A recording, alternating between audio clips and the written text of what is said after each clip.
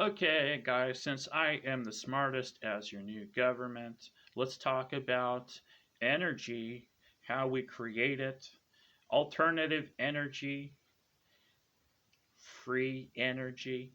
Is there such a thing as free energy, right? You can get a small current from the earth itself if you isolate in a pipe, right? So that's the thing. There's so many different ways to get energy, even from the ionosphere. Okay, the sun, of course, creates an immense amount of energy that can be harnessed, as you can see with photovoltaics, and they're making better and better solar panels all the time that can absorb more sunlight, right?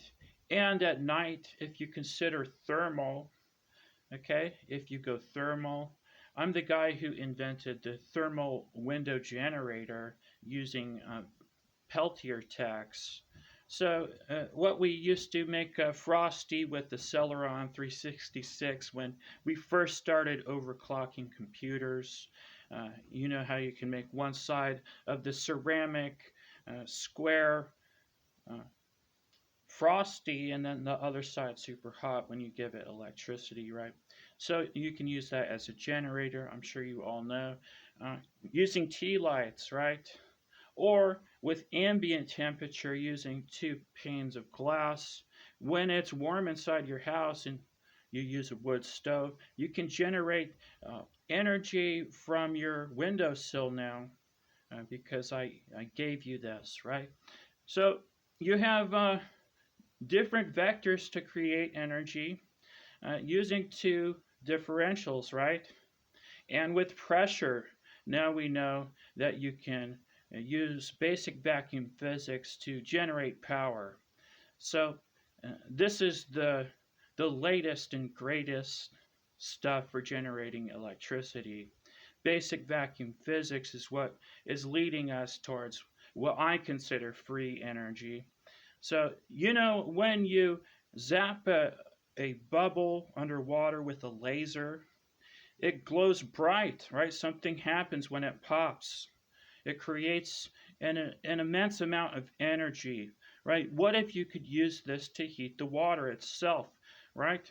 So when you have a tube, and let's say you have a class and some students, uh, take a tube and pinch it off at the top, put it in a bucket of water, right?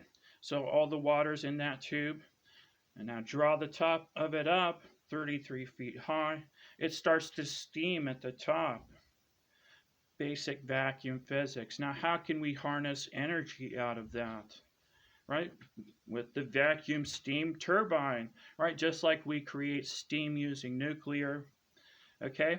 Well, now you can do it with vacuum physics. Create a hot water heater. See if you can do it. Now try to create a hot water heater, right? For your city. Can you do it? Right? All that water wants to come out the bottom and it can't do it. So it draws on that air bubble at the top and it starts to heat up. Okay?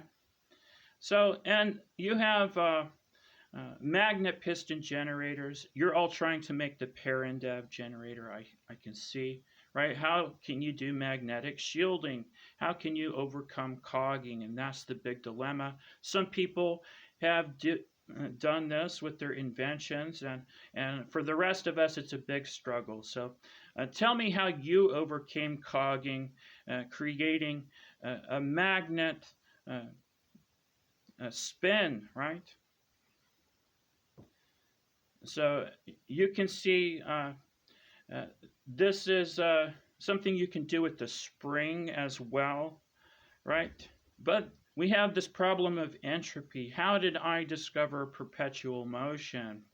With the capacitor and the pendulum. So the pendulum swings back and forth. If you give it a little bit more power at the end, hey, you can create perpetual motion with the capacitor and the pendulum. So I discovered this from the old Valley clock at the top of the stairs. A clock had been running for decades. Nobody told anyone about this. Well, I'm telling you now, right? So You have the Oxford bell, right? The original voltaic piles. Hey, how did they make a bell go for centuries, right? So we're all doing this now with crystal cell batteries. You take four kinds of salt, right? No salt substitute, Epsom salt, alum, baking soda in equal parts, inside a copper pipe, and you have a magnesium rod in the middle, right? Give it some graphene coating on your anode and cathode, right? So it doesn't degrade. And you have a crystal cell battery based on pressure, right? How much uh, amperage can you get from it? How many in series does it take you, as the viewer, to make 1 amp of current using the crystal cell battery? Let me know in the comments.